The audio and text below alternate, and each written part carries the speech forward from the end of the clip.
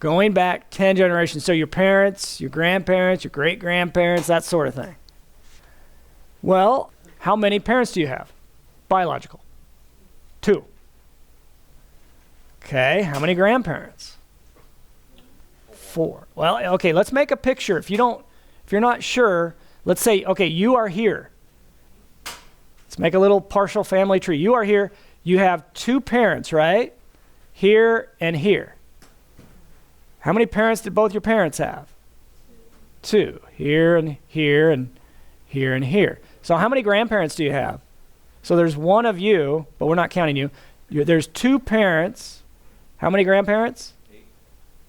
4. How many great-grandparents? 2 for that parent, 2 for that parent, 2 here, 2 here. There's your 8, 2 here, 2 there. So 2 plus 4 plus 8. How many? So that was, what, great-grandparents? How many great-great-grandparents do you have? It's going to double every time, right? That's the pattern. Plus 32, and then so on. It doesn't go on forever, though, does it? We just want to go on to 10 generations. So if we look at this as a geometric series, certainly we can, right? Because what do you do to go from one term to the next term? Multiply by 2. Multiply by 2. Multiply by 2. So let's consider your parents the first generation back from you. And then your grandparents would be the second generation. And then your great-grandparents would be the third generation back. So n equals 1, 2, 3, and so forth. Does that make sense? Okay. So it's definitely a geometric series, and we know how to find the sum of a geometric series, don't we? So Sn in general is equal to A1 times 1 minus r to the n over 1 minus r. Okay, what would A1 be?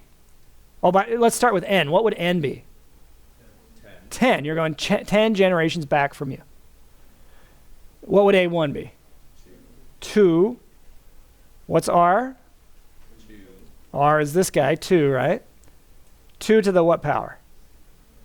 10 over 1 minus 2. Okay. Yeah, so if you do the subtraction here, it's just going to be a negative 1, right? So wouldn't it be negative 2 in front times the quantity 1 minus 2 to the 10th? Does everybody see where the negative comes from? Okay, so we don't need to mess around with this too much. Let's run it through our calculator.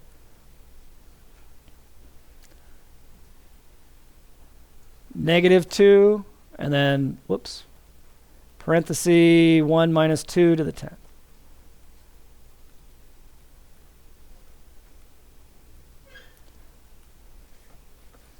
$2,046. 2,046. Now, wait. We got to take a time out here and think about this. 10 generations. How long ago is that? Well, okay. Figure about 30 years per generation. Yeah, really, it used to be 20 or 25. Yeah. Right now, I didn't have my little one until I was 41, but I'm unusual, especially historically. You know, because people only lived to be 40 a few hundred years back, right? Or not even that long ago. Oh, yeah. So let's say 20 years, even though it's probably a little longer. Let's say 20 years per generation. So how long are we talking? 10 generations back? 200 years. 200 years. In the scheme of things, is that very long ago? What year was it 200 years ago? 1816, right? I mean, to us, to one lifetime, that's kind of far, right? But in the scheme of things, historically, whether you believe in the Bible or evolution, is it that long ago? No, it's not. It's the blink of an eye, especially geologically. It's a blink of an eye. And it took, in the blink of an eye, it took 2,046 people to make you, right? That should blow your mind. Now, that's why Einstein had the wild hair. It wasn't because he liked doing math. It was because of the implications of the math, right? That's why we study it. Nobody likes math that much. Okay, I like math, but I'm weird. Most people don't like math, but they like what the results can tell you because they can blow your mind. And you don't need drugs. You can just do math, do physics or whatever, and get some results like this, and that should be enough. Release some endorphins. What would the nth term formula be? Well, we won't even do that. Just to blow your minds a little bit more, let's do S20. Well, what's the only thing that would change about this formula? Or even this one? This is the only place where n came in, right? So I guess we could do the nth term formula. Sn would be, if we simplify it, negative 2 times 1 minus 2 to the n. But let's find S20. 20 generations back, so how long?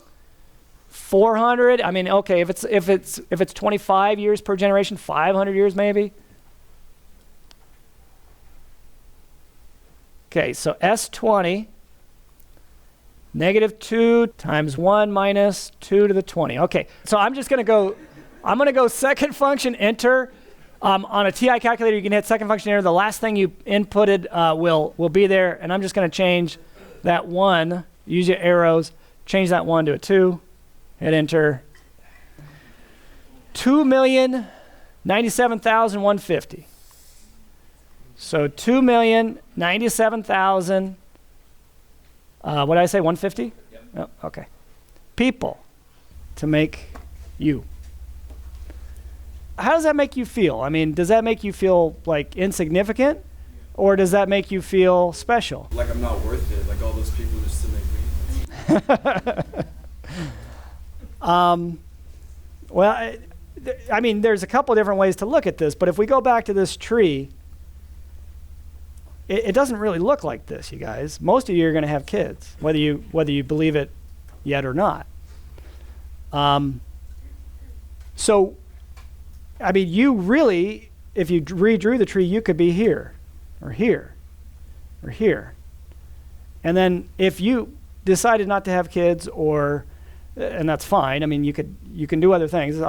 This is not an advertisement for procreation, but if for some reason you don't have kids, or let's say this was your great-great-grandparent, this person decided not to have kids, you don't exist, right? So it took, going back just 20 generations, over 2 million people to make you. Any one of those people are very special because if they don't exist, you don't exist, right? That's the way to look at it. That's the way to look at it. It took an enormous number of people to make you. Now, why isn't that number quite right? It is lower than that. We don't like to talk about this. But it's too big. The number's too big. And especially if you keep going back, eventually you get to trillions, and it's ridiculous because there hasn't been that many people who ever lived. So the model does break down. But it's still a huge number, and it's not going to be that far off here, going back just 20 generations. They're kissing cousins, right?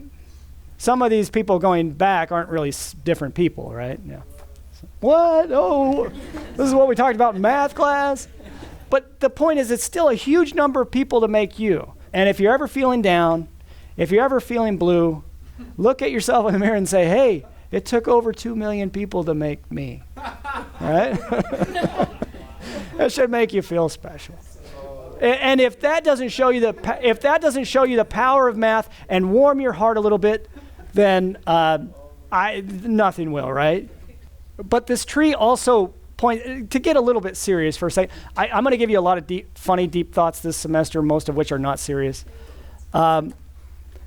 They're not really deep thoughts; they're really dumb thoughts. But this is a real deep thought.